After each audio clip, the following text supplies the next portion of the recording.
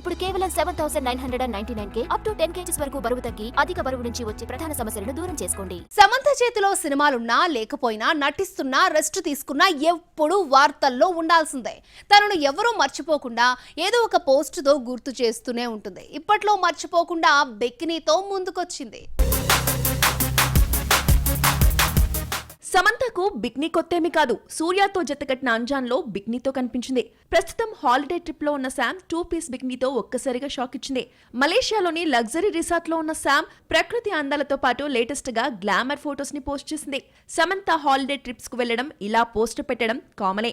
ప్రకృతి అందాలకు నెటిజన్ల నుంచి సరైన అటెన్షన్ రాకపోవడంతో ఈసారి డేట్ చేసి బిక్నీ స్టిల్ పోస్ట్ చేసావా అంటూ కామెంట్స్ చేస్తున్నారు. పెళ్లి తర్వాత గ్లామర్ ఫోటోలు చాలా పోస్ట్ చేసినా ఇంతలా హాట్ స్టిల్ రిలీజ్ చేయలేదు. చైతతో డివోర్స్ తర్వాత సోషల్ మీడియాలో హీట్ పెంచి క్లైమాక్స్ కు చేరింది.